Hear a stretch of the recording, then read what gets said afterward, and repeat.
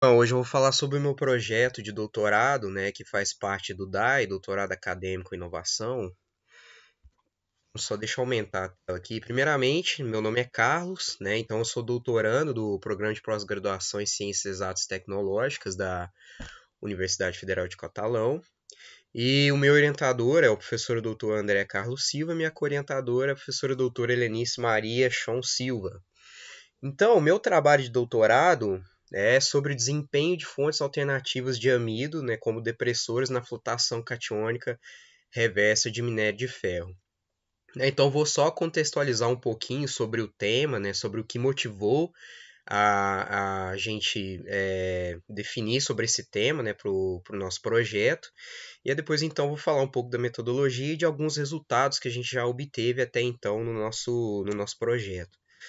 Antes de mais nada, as empresas parceiras do nosso projeto, né, como é um doutorado acadêmico em inovação, é a empresa Ouro Verde Alimentos e a empresa Anglo América, né, Ouro Verde Alimentos, que fica no município de Montevidéu, em Goiás, e a Anglo América, que é a empresa que é a mineradora, né, que cedeu as amostras de minério de ferro, né, para o nosso projeto, que fica em Conceição do Mato Dentro, em Minas Gerais. E os depressores que a gente está trabalhando, né, e o financiamento do projeto também, a gente tem o auxílio aí da empresa Ouro Verde Alimentos. Tá? Então, para contextualizar, é importante a gente definir que o minério de ferro no Brasil, né, nosso país, é o terceiro maior produtor mundial de minério de ferro e o segundo maior exportador, sendo o nosso principal mercado consumidor a China. Então, só para a gente analisar a importância aí do minério de ferro na balança comercial, né, brasileira. Aí, só para ter uma ideia em relação aos demais, né, as demais commodities minerais que nós exportamos, né, em relação ao volume de dinheiro, isso aqui é um dado do segundo semestre de 2019, o ferro correspondeu aí a 69,2% das exportações, né, de todos os produtos brasileiros. Enquanto a gente tem o ouro aqui 10,7%. Então é algo que nos mostra a importância aí do estudo sobre otimizações aí do processo de beneficiamento de minério de ferro. E aí no Brasil as maiores províncias ferríferas está em Minas Gerais, né, lá no quadrilátero ferrífero, e no Pará, certo? Onde a gente tem lá o depósito de Carajás. No caso, o minério que nós estamos trabalhando, ele vem lá de Minas Gerais, do depósito de Conceição do Mato Dentro. Outra coisa relevante a se comentar em relação à qualidade do produto, né, do concentrado final de minério de ferro. Então, o minério de ferro ele tem que passar por vários processos, né, porque lá no depósito, na jazida mineral, ele ainda não é simplesmente eu lavrar aquele bem mineral e vender para o mercado consumidor, porque ele ainda não vai estar atendendo as características, né, necessárias para ser utilizado na siderurgia.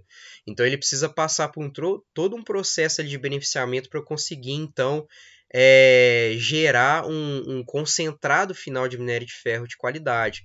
Então, por exemplo, o minério que a gente tira ali num teor médio de 40% ali do depósito, que é lavrado, né, através daquelas operações de lavra, ao final da cadeia de processo, depois do beneficiamento, aqui ele tem que atingir, a gente tem variados produtos ali gerados do beneficiamento de minério de ferro, e todos ali têm que atingir em torno de 64% de ferro, né, o teor de ferro ali no concentrado. Então eu tenho que aumentar ali o teor de ferro por volta de 40%, né, quando eu estou tratando ali dos depósitos de Minas Gerais, até 64% do teor de ferro, e em contrapartida eu tenho que reduzir aí o teor dos contaminantes, que o principal é a sílica, né? Então, por exemplo, a produção aqui de Sinterfeed tem que estar em volta de 4 a 6% e pellet feed 2%.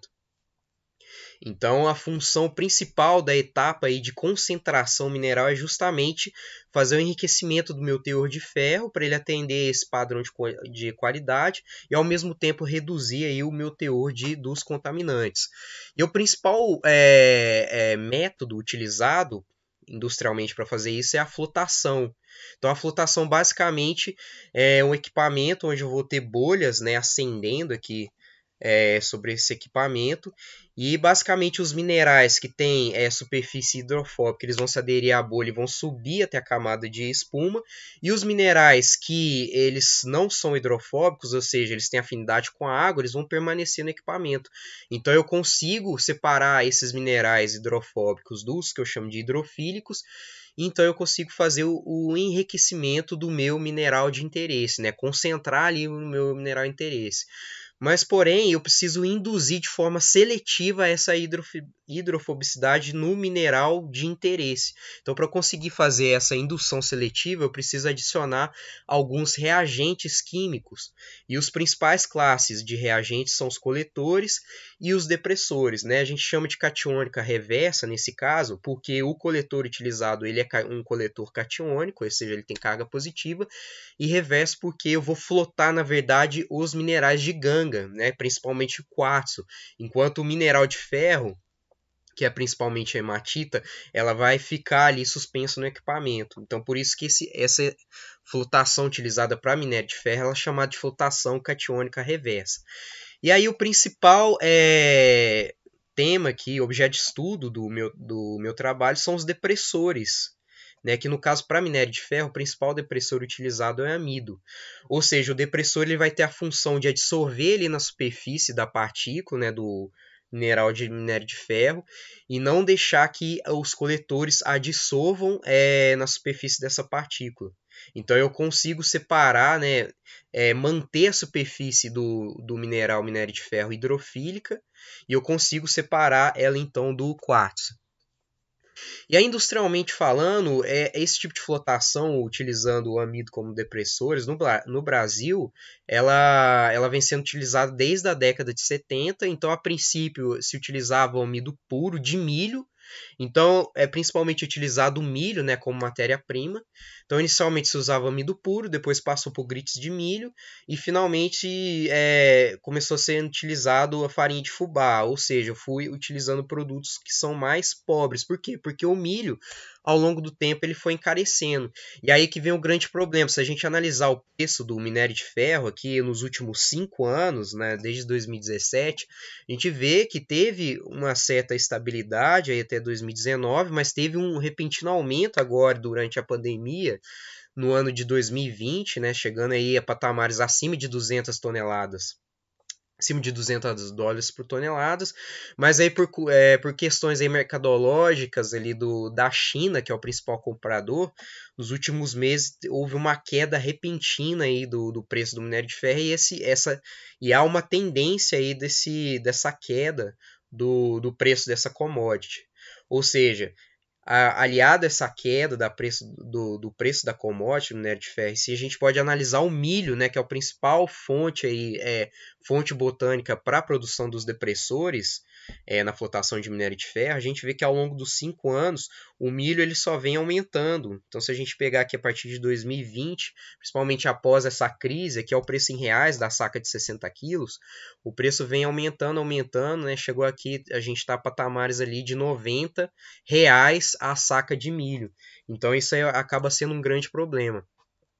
Aqui eu só coloquei um diagrama ali em Canvas que foi muito útil para eu definir qual que é como que vai ser o meu trabalho, né, os problemas que eu tenho que resolver em relação ao meu trabalho. Ou seja, eu quero substituir procurar uma alternativa a esse depressor aí baseado em milho por conta da alta do preço que vem aí aumentando os custos de produção do minério de ferro, né? Se a gente for analisar aqui, eu até coloquei o nosso estudo de caso aqui, que é com a empresa Anglo-América, que é lá da jazida de Serra do Sapo, em Conceição do Mato Dentro. Eu até coloquei algumas características em relação à usina de processamento deles. Então, se a gente for analisar, por exemplo, a capacidade máxima produtiva da flotação deles, que isso aqui são dados de 2017, que é de 6.157 toneladas hora. Se eu considerar uma produção de 24 horas por dia, 365 dias por ano da usina funcionando, utilizando ali a dosagem padrão do depressor, né, a base de milho, que é o Grits de milho, utilizado pela Anglo-América no seu processo. E considerando esse preço atual da saca de milho de 60 quilos de R$ 92,00, eu fiz um levantamento que o gasto anual só com o depressor no processo seria de 50,28 milhões de reais em uma única empresa anualmente. Então isso foi de umas coisas que motivaram a eu buscar esses depressores alternativos, nessas fontes botânicas alternativas de amido para substituir o milho, né? Então, no caso, minha metodologia basicamente consistia na caracterização do minério, né, para eu entender ali as propriedades do minério, análise das propriedades dos depressores em estudos, então tanto as propriedades do depressor convencional ali, que é o Grits de milho, quanto os depressores alternativos, né, eu estou fazendo aí a análise dessas propriedades físico-químicas e tudo mais. E aí vem o foco em si, que são os ensaios de flotação em escala de bancada, e depois a análise estatística e econômica a partir dos resultados obtidos ali na flotação. Então aqui só para mostrar alguns resultados aí que a gente chama de flotação Huffer, que é uma flotação primária. Eu fiz uns testes ali de cinética, então aqui eu tenho os dados em relação à recuperação de ferro no concentrado, que está aqui em azul, e o teor de ferro no concentrado. Então eu variei ali o tempo de flotação, né, nesses ensaios. Tá? E aí, através desses ensaios aqui de tempo de flotação, a gente definiu o tempo ideal de flotação para os nossos testes posteriores. Tá? A gente definiu um tempo de flotação de 4 minutos. Depois eu fiz um teste com as mesmas condições industriais ali da Anglo-América, utilizando o depressor convencional deles, que é o Grits de milho, e um dos depressores que a gente está testando ali, que é o nosso amido alternativo. E aí, se a gente for olhar o desempenho em relação à recuperação de ferro e o teor de ferro aqui no concentrado, recuperação em cinza e o teor em azul, a gente vê que os resultados estão bastante similares. Ainda tem que fazer um teste de hipótese ali para realmente confirmar que não há diferença entre os resultados dos dois depressores, tanto do amido alternativo quanto do Grits de milho. E aí, por fim, além disso, eu variei aí outras variáveis, né, parâmetros aí operacionais do processo de flotação, que é justamente a dosagem de depressor e o pH. Então é que eu fui aumentando aqui a dosagem de depressor, ó. Os valores tanto de recuperação e teores, eles foram também aumentando de acordo com a dosagem. E nos testes também eu fui variando o pH. Então aqui a gente tem o pH padrão, que é o de 10,5. Eu também testei o pH 10 e o pH 9,5. Se a gente observar aqui, os melhores resultados foram obtidos com o pH padrão mesmo, utilizado industrialmente, que é o pH de 10,5, tá?